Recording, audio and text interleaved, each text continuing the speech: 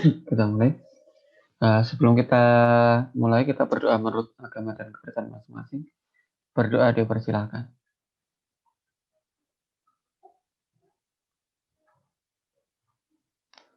Cukup, terima kasih. Pada pagi hari ini kita akan melanjutkan perkuliahan komputer multimedia. Kita lebih membahas ke inovasi di pendidikan matematika, khususnya nanti matematika sekolah. Inovasi ini kaitannya dengan hal-hal yang baru dan juga akan kita bawa ke ranah teknologi. Karena kan mata kuliah kita kan komputer multimedia, berarti mau nggak mau inovasi kita masuk ke ranah komputer dan multimedia. Sebenarnya inovasi itu tidak hanya yang berkaitan dengan ICT, tetapi apapun itu, jika ada perubahan, jika ada sesuatu hal yang baru, dan itu sifatnya adalah mempermudah pekerjaan manusia, lebih efektif, lebih efisien, itu adalah inovasi. Contoh, kalau diperhatikan, botol minum merek lah, itu kan pasti berubah. Dulu mungkin bentuknya seperti itu, sekarang sudah berganti. Atau juga tumbler itu kan sekarang ada banyak inovasinya. Ada yang bisa tahan panas, ada yang tahan dingin, ada yang tahan panas dingin. Cara minumnya pun juga tinggal pencet, kalau dulu harus diputar dan sebagainya. Itu adalah bentuk inovasi. Tetapi ketika kita masuk ke pembelajaran matematika, inovasi yang seperti apa yang dimaksud? Oke, inovasi, apa sih inovasi itu? Inovasi itu berasal dari kombinasi baru yang menghasilkan sesuatu hal yang baru. Contohnya banyak kan ya, mungkin dulu kalau mbak-mbak suka masak, mungkin resep bikin cak kangkung ya kayak gitu aja. Kemudian Anda kombinasikan dengan kasih udang, kasih ayam, kasih daging dan sebagainya. Itu adalah kombinasi-kombinasi yang mungkin sebelumnya belum terpikirkan. Nah, akhirnya ada berbagai varian rasa. Termasuk seperti kalau nasi goreng, itu kan juga sekarang sudah muncul banyak sekali variannya, nasi goreng A, B, C, D, E. Nah, dan Anda juga bisa mengamati berbagai inovasi yang ada. Di makanan ada, di pembelajaran ada. Di pembelajaran sendiri, kalau dulu mungkin Anda belajar matematika, guru menjelaskan, dikasih latihan soal, ada tugas, ya seperti itu. Nah, mungkin sekarang ada inovasi-inovasi yang baru. Bukan lagi guru menjelaskan, tetapi mungkin menggunakan worksheet atau menggunakan e-learning atau menggunakan mobile Android dan sebagainya. Itu adalah bentuk inovasi. Definisi inovasi yang selanjutnya dari OECD itu adalah produksi atau adopsi, asimilasi atau exploitation atau mengeksploitasi kebaruan dari suatu nilai tertentu yang bisa dalam ranah ekonomi dan juga sosial. Ya, berarti ini kaitannya dengan bisnis ataupun ekonomi. Tentu kalau di pembelajaran matematika ataupun pembelajaran pada umumnya, ini menjadi hal yang logis karena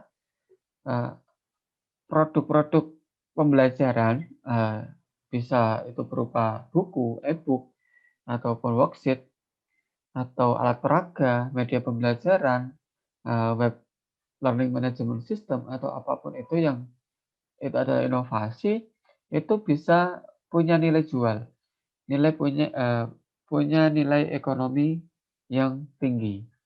Dan itu tentu juga berpengaruh pada iklim masyarakat. Yang paling terbaru ketika pandemi dan sebelum pandemi, Anda mungkin nggak menyangka ataupun nggak membayangkan pembelajaran akan seperti ini. Anda di rumah sambil kaosan, sambil minum kopi, atau bahkan belum mandi, atau sampingnya sambil nonton Upin Ipin, Anda bisa belajar ataupun lewat Zoom ataupun LMS yang lain. Itu adalah suatu inovasi yang sangat sangat mungkin sekali kita melakukan banyak pekerjaan dalam satu waktu. Nah,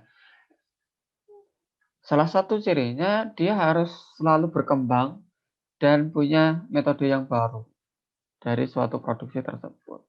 Nah, itu adalah definisi inovasi. Intinya, inovasi itu hal yang baru dan juga dia ada perubahan. Jadi nggak cuma baru, tetapi dia juga harus ada perubahan. Perubahannya itu ya sesuai dengan kebutuhan masyarakat. Oleh karena itu, inovasi itu sebaiknya ada analisis kebutuhan dulu sebelum kita melakukan inovasi. Dan jangan kita memproduksi sesuatu barang ataupun kita mungkin Anda yang jualan online atau yang jualan apapun, oh saya pengen buat tahu isi yang spesial. Spesialnya apa? Spesial pakai daging tuna katakan. Nah, Anda nggak menganalisis kebutuhan, Anda tinggal di katakan pedesaan yang tuna itu jarang ataupun juga masyarakat nggak suka tuna. Nah, Anda bikin nggak gitu ya nggak laku. Ya, jadi inovasi itu juga harus berdasarkan analisis kebutuhan. Nah, mengapa kita harus berinovasi? Inovasi itu meningkatkan kesempatan dan juga tantangan yang baru. Intinya, ketika ada kesempatan dan juga peluang yang baru, itu kita punya motivasi yang lebih, kita punya, ada tantangan nih, coba kita bikin sesuatu hal yang baru. Nah, ini meningkatkan daya daya ekonomi ataupun juga daya jual. Ya. Daya jual itu nggak harus kita mengiklan, oh saya jual barang ini dan sebagainya. Daya jual itu bisa juga seperti pengalaman. Ketika Anda mungkin mahasiswa, sama-sama lulus S1, nilainya sama 3,99 katakan. Nah, yang satu dia punya banyak pengalaman, yang satunya enggak. Nah, tentu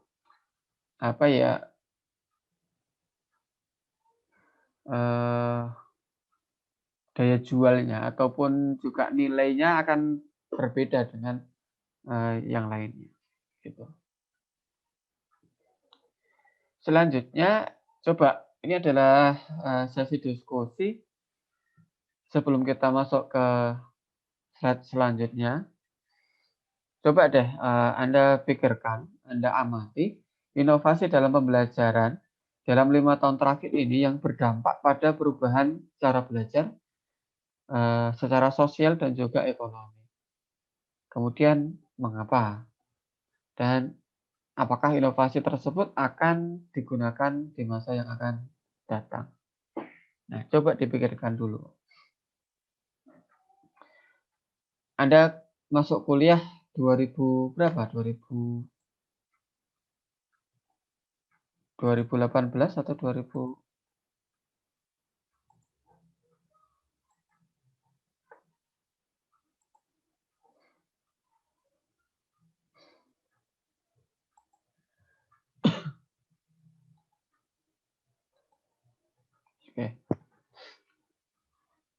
dalam 5 tahun terakhir, katakan Anda mulai SMA dan sekarang sudah di perguruan ini, tentu Anda menemui berbagai inovasi dalam pembelajaran.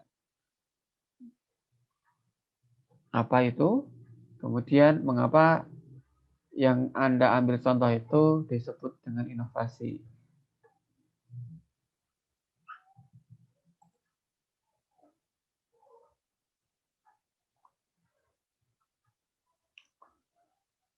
Leni, Iya, Pak.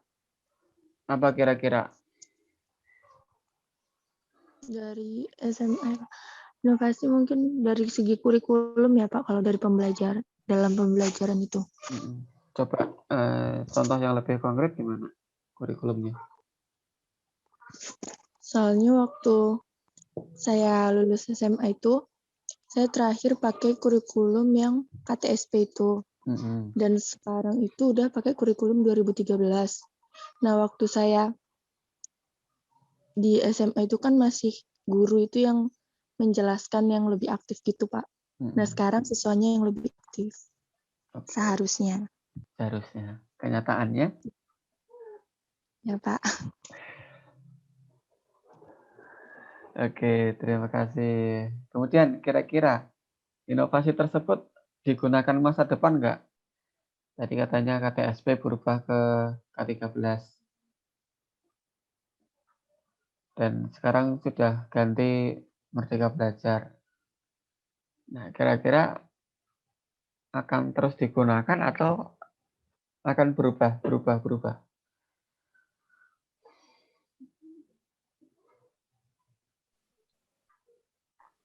Kemungkinan berubah kali ya, Pak. Oke, kemungkinan berubah. Oke, terima kasih Mbak Leni. Iya, Pak. Yang lain, Monica?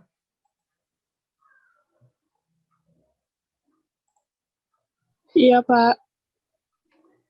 Gimana menurut pengalamanmu inovasi dalam pembelajaran pada 5 tahun terakhir ini apa?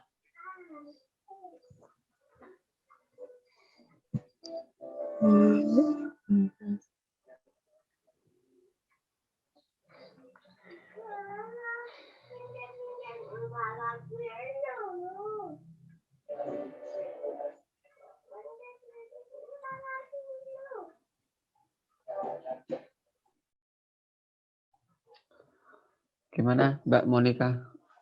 Contohnya apa?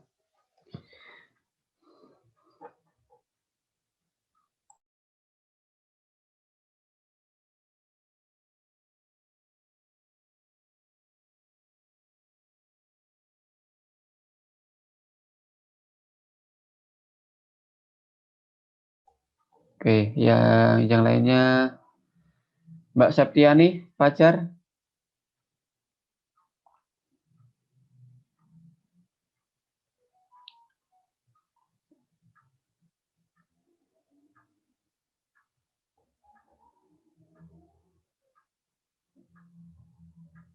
Ini kemana ini Mbak Septiani, Fajar?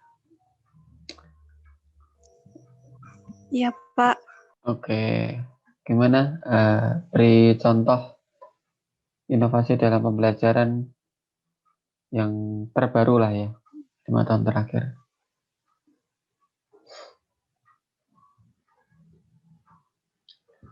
Apa kira-kira?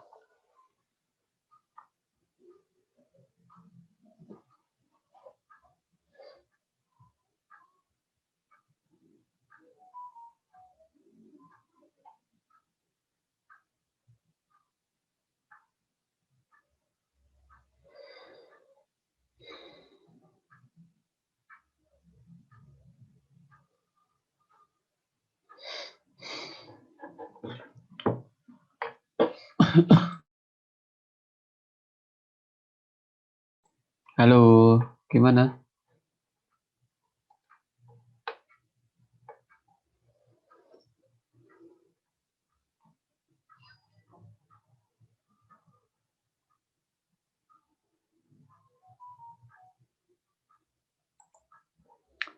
Oke, belum ngeh. Oke. Silahkan Anda cari inovasi dalam pembelajaran pada 5 tahun terakhir ini, apa saja, dan kenapa itu disebut inovasi, apa yang baru, apa perubahan apa yang ada di tahun sebelumnya mungkin. Contohnya tadi Leni kurikulum dari KTSP ke K13. Nah, hal yang baru kan di K13 apa yang tidak ada di KTSP dan sebagainya. Kalau itu memang disebut inovasi. Ya, mungkin contohnya ada banyak sekali sebetulnya. Selanjutnya, ini adalah knowledge society dan knowledge David.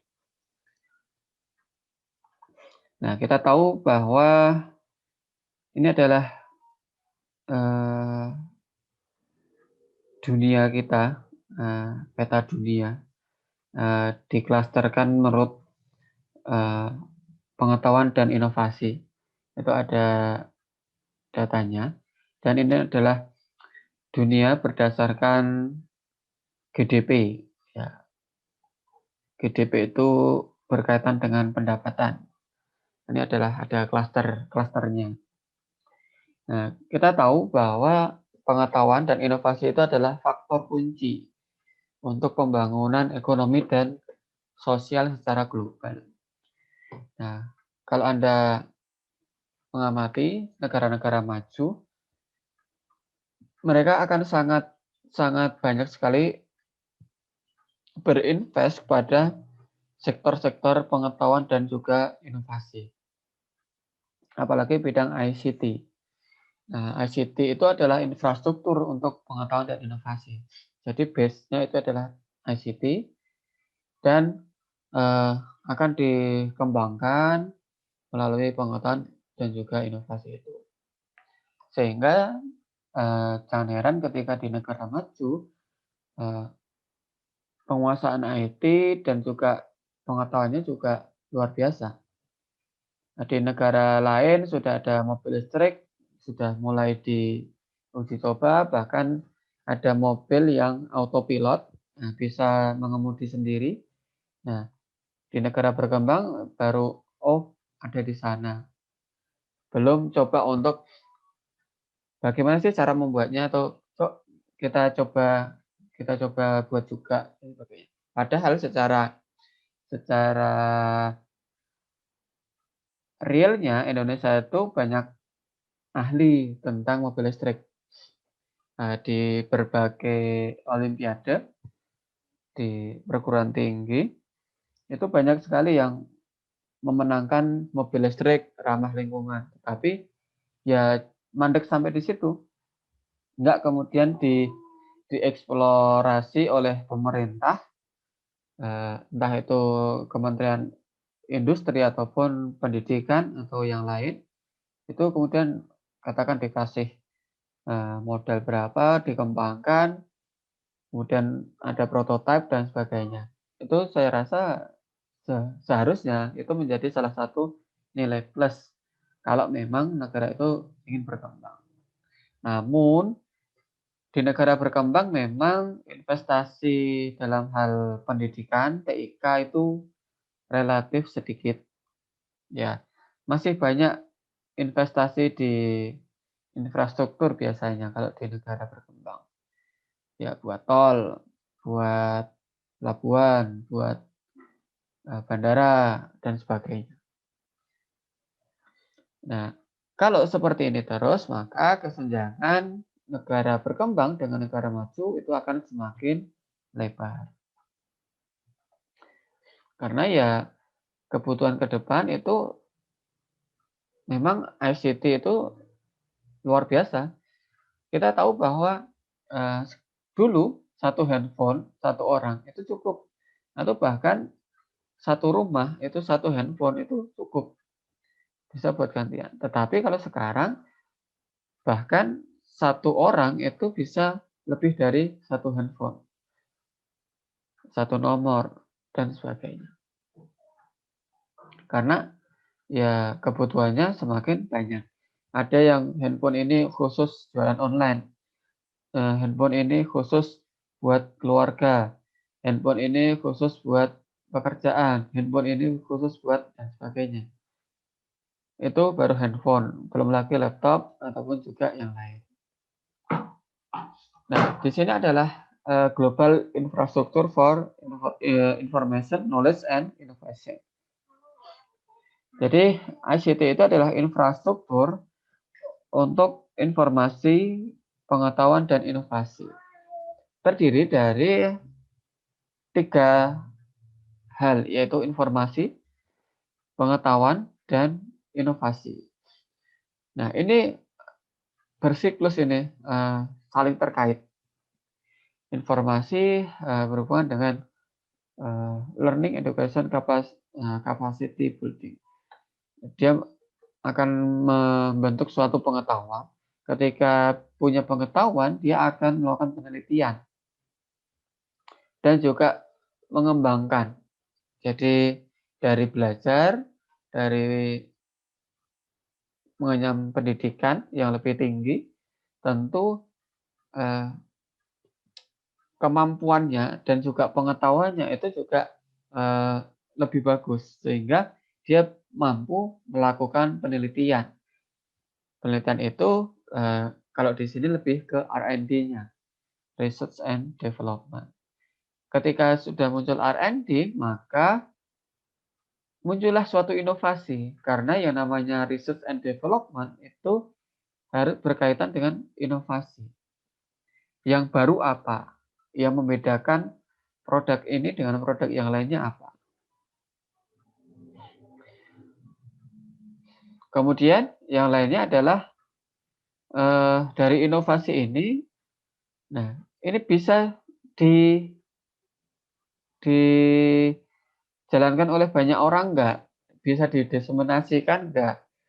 Ada informasi-informasi yang bisa diakses enggak? Nah, apakah informasi tersebut terbuka secara umum? Nah, dia akan terus berputar seperti ini. Itulah ICT. Jadi, yang selanjutnya adalah ada transisi, ada paradigma belajar dari yang tradisional menuju ke ICT base atau berdasarkan ICT. Jadi ada keperluan transisi dari pembelajaran tersebut. Harus ada banyak investasi dalam bidang pendidikan, sistem inovasi, dan juga infrastruktur TIK. Selain itu, tentu juga membutuhkan support dari kementerian, berbagai kementerian, baik pendidikan, industri, keuangan, dia harus bekerja sama membuat suatu kebijakan dan juga saling memonitoring. Nah, dan Kementerian Pendidikan, Kemendikbud itu menjadi key sektor ataupun dia punya peran kunci dalam perkembangan ini. Nah, ini menjadi hal yang menarik. Kalau di sebelumnya Kemendikbud kita itu berasal dari profesional, artinya profesional itu dia background-nya adalah dosen. Nah, Muhammad Toh dia adalah dosen. Kemudian Pak Muhajir Effendi itu adalah dosen juga. Dan lainnya. Itu adalah praktisi pendidikan. Nah, sekarang Kementerian Pendidikan kita dipimpin oleh Nadiem Makarim selaku mantan CEO Gojek. Nah, ini tentu hal yang di luar dugaan dan mungkin Bapak Presiden dia lebih mengarah ke inovasinya. Inovasi di pendidikan Indonesia itu seperti apa? Nah, ternyata gebrakan beliau itu adalah Merdeka Belajar. Anda bisa belajar dimanapun dan bebas. Artinya, ketika Anda kuliah di UST, sudah semester 5 katakan, atau semester 6, Anda butuh pengetahuan mengenai manajemen resiko. Karena Anda pengennya memang keluar dari UST, pendidikan matematika, lebih ke edupreneur. Berarti harus ada manajemen resiko. Nah, Anda bisa kuliah di prodi lain, mungkin ekonomi atau mungkin ya apapun tentang manajemen resiko. Nggak cuma lintas prodi, lintas universitas itu pun bisa. Nah, saya rasa itu menjadi hal yang menarik di kurikulum pada saat ini. Nah, selanjutnya ICT itu ICT Innovation and Educational Challenge in Developing Countries. Jadi inovasi dan pendidikan dan tantangannya dunia di tahun 2021 ini sungguh tidak dibayangkan sebelumnya karena sangat anjlok sekali ya. Dari dulu Maret 2020 masih luring dan tiba-tiba harus dipaksa daring. Nah, itu kan menjadi suatu tantangan tersendiri bagi pendidik dan juga peserta didik, termasuk juga pemangku kebijakan.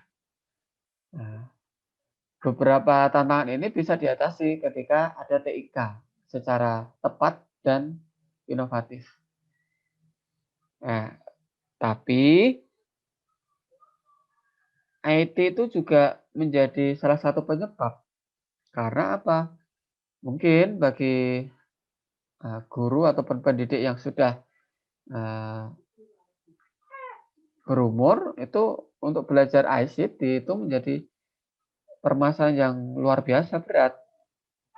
Berbeda ketika Anda masih muda, Anda masih bisa untuk belajar lebih cepat, bisa ya haus akan ilmu yang baru, itu menjadi sesuatu hal yang mudah. Nah, tantangan ini bisa diringkas diantaranya kurangnya akses universal dan inklusif ke pendidikan, dan juga kualitas pendidikan yang buruk, manajemen sistem yang buruk, dan juga meningkatnya ketidakrelevannya sistem pendidikan saat ini dalam masyarakat dan pengetahuan. Gitu. Ketika kementerian itu sekarang harus pembelajaran online, tetapi dia lupa bahwa di berbagai daerah ada yang belum mendapatkan akses internet. Jangankan internet, listrik aja masih cuma siang hari cuma berapa jam dan sebagainya. Itu ada. Sehingga ini tentu menjadi PR tersendiri sebelum kita mengarah ke TIK. Tentu di daerah tertentu TIK menjadi primadona karena mungkin internetnya bagus, perangkatnya juga bagus dan sebagainya.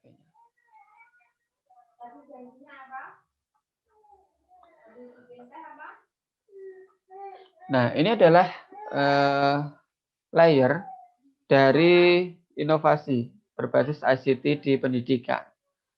Nah, ini kita dari dalam dulu, hardware dan software. Nah, ini adalah technical. Jadi, hardware dan software itu berhubungan dengan lab komputer, kemudian mobile yang digunakan atau perangkat yang digunakan, dan banyak hal. Ini menjadi kunci karena sebagus apapun kemampuan IT, kalau nggak ada hardware dan software, buat apa? Kita nggak bisa bekerja di sana. Selanjutnya adalah human layer. Human layer itu prinsipal, teacher, pendidik, peserta didik, dan juga orang tua. Nah, ini masuk ke proses kegiatan belajar mengajar.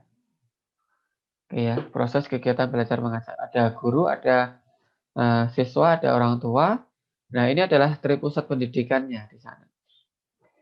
Bagaimana guru itu menyampaikan materi, ada instruksionalnya, ada penyampaian kurikulum secara utuh, manajemennya, monitoring, dan sebagainya. Selanjutnya, ini adalah institution layer. Dia lebih ke institusinya atau sekolahnya, sekolah ataupun juga universitas. Bagaimana model classroom-nya, model virtualnya, sistem learning management system-nya, kemudian apakah jaringannya itu memang bagus dan sebagainya. Itu bagian dari institution layer. Nah, selanjutnya bagian yang keempat yang terluar itu adalah kebijakan dan juga strategi atau society layer. Nah, ini adalah kultur, lebih ke kultur. Jadi kemampuan, keterampilan tentang penguasaan ICT, tentang belajar terus-menerus, tentang reproduksi ataupun produksi inovasi, itu menjadi tampilan luar. Nah, ya. Jadi ini adalah kultur wear-nya di sini. Nah, selanjutnya kita masuk ke teachers capacity in the K. Ini adalah dari UNESCO tentang kompetensi ICT untuk guru. Nah, pertanyaannya, apakah Anda selaku mahasiswa calon guru sudah punya kompetensi ICT? Apa itu kompetensi ICT? Yang pertama, understanding ICT in education. Jadi ada teknologi literasi.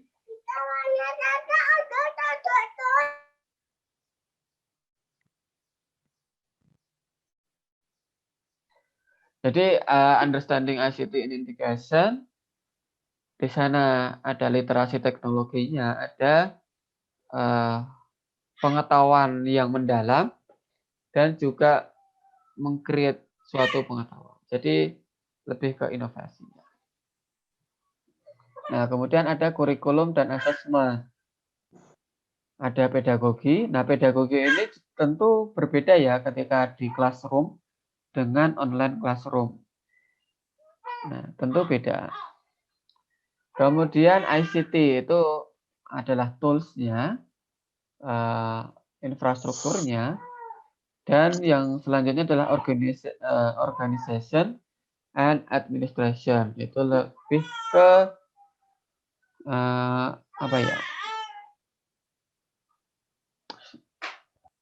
lebih ke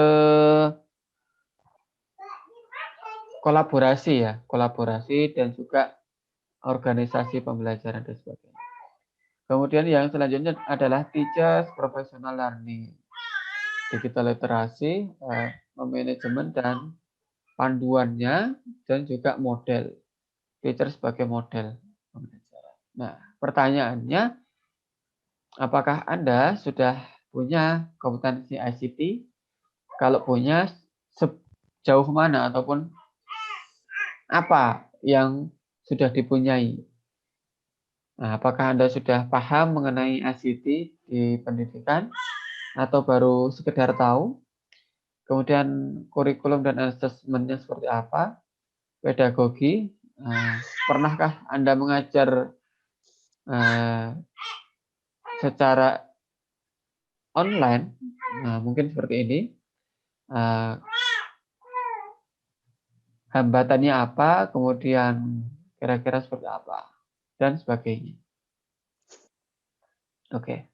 Ini bisa dijawab Anda ketika melakukan refleksi diri. Apakah Anda memang suka dengan ICT? Kalau suka, biasanya Anda akan terus belajar dan mencari tahu tentang ICT. Tetapi ketika Anda sudah punya blog terhadap ICT, ya tentu Anda akan punya rasa cemas ketika belajar ICT. Ya, saran saya, Anda masih muda, Anda jangan punya mental block. Mental block itu, saya tidak akan mempelajari ini. karena saya nggak suka. Ya, kalau saya sih mending kira-kira apa sih yang bisa untuk mengimprove kemampuan saya, itu kemudian difilter. Oh, ini saya butuh ini, saya perlu ini. Ya sudah, saya pelajari ini. Ya, silahkan gunakan mental block itu secara bijak. Jangan kok kemudian apatis. Oke, terima kasih.